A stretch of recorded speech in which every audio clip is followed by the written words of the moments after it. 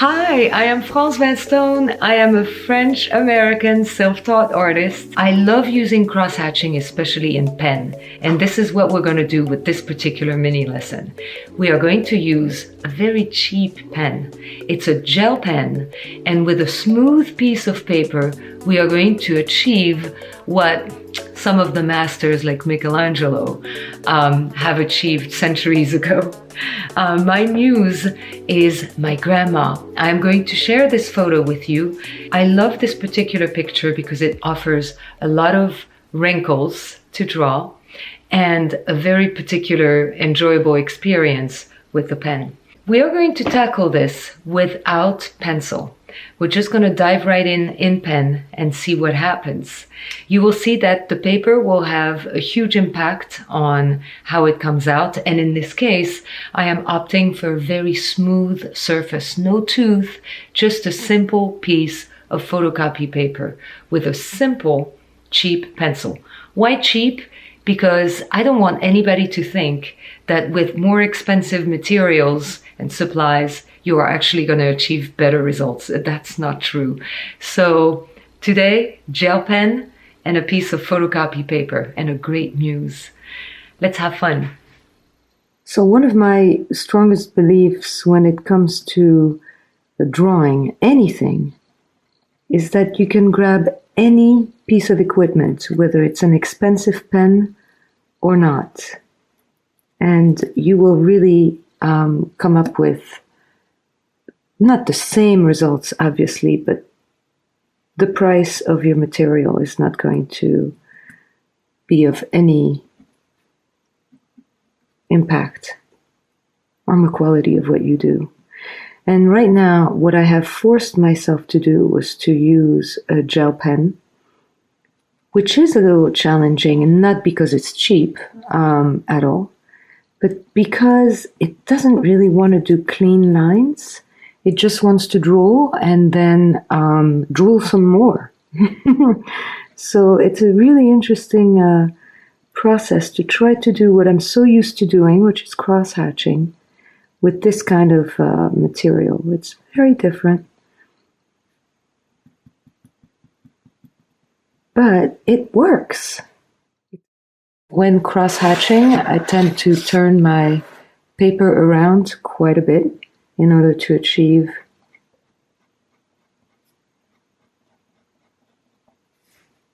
this.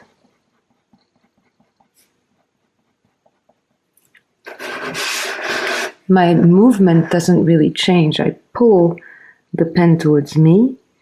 What does change is the orientation of the paper.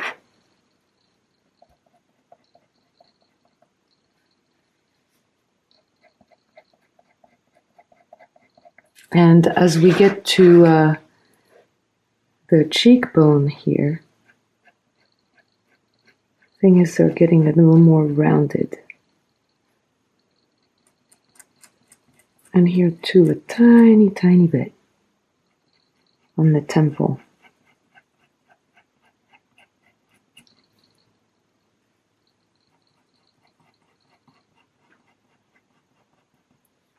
I really enjoy drawing a much older face, and I think there's something absolutely irresistible about drawing a face that has traveled.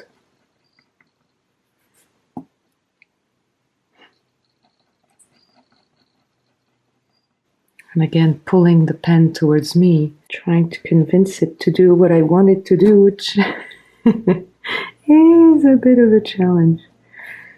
It's in a bit of a wrinkle here, followed by some values.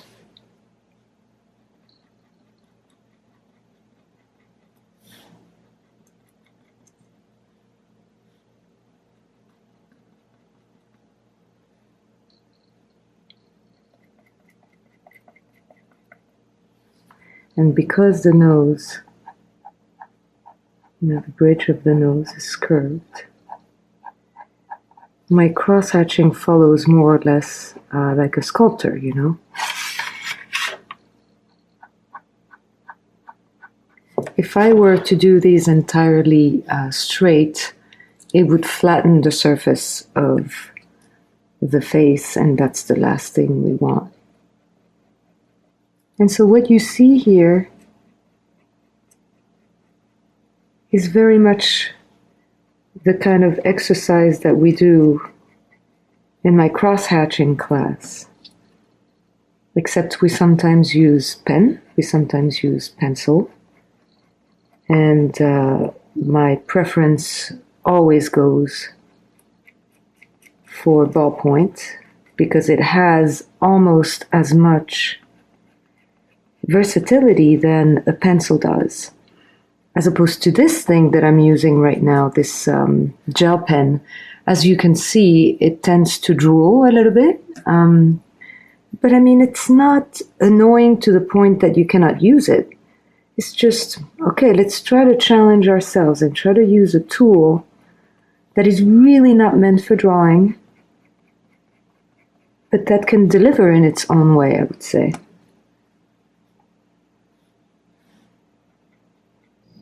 I always start cross-hatching in the darker corners of a face.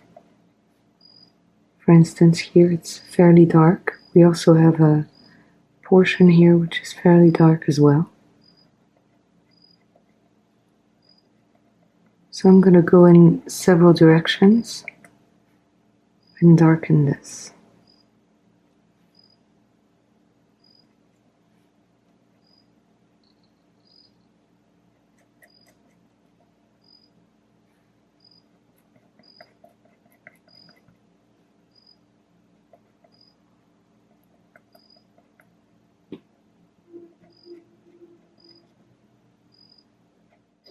I really didn't think that I could get anywhere with this kind of pen.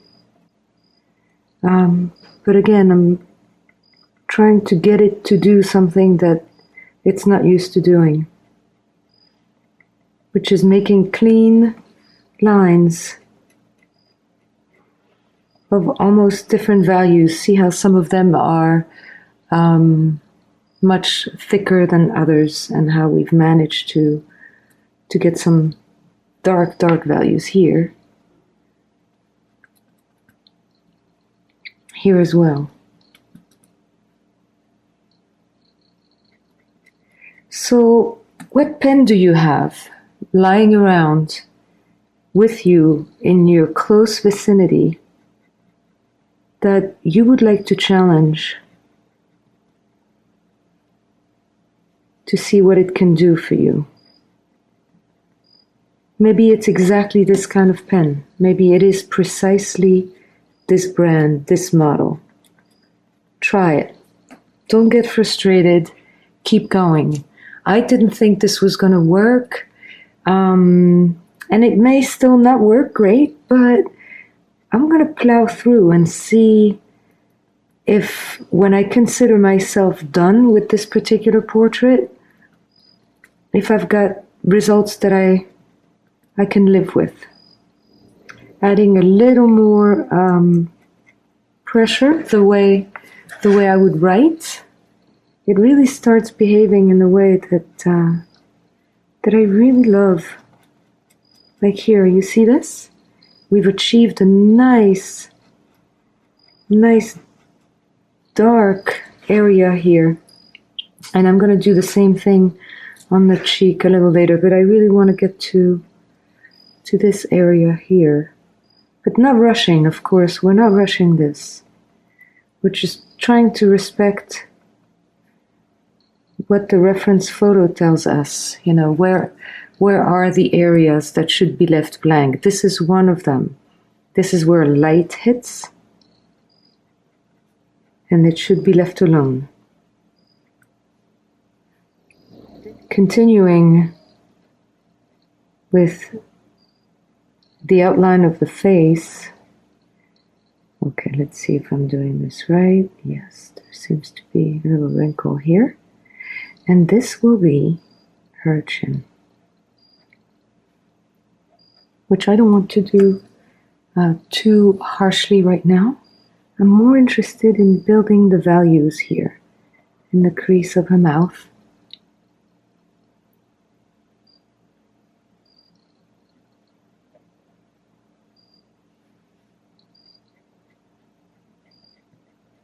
And on her cheek here.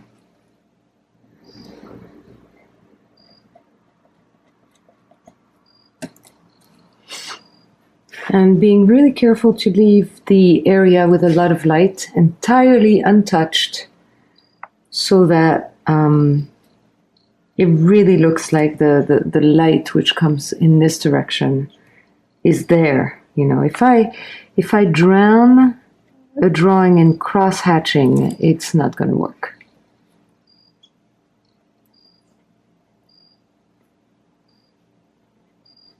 The idea is to use a little bit of restraint as well.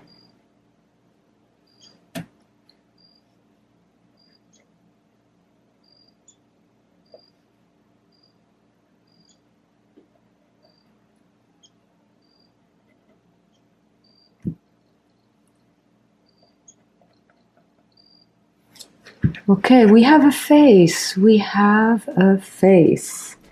And just like that, we did cross-hatching.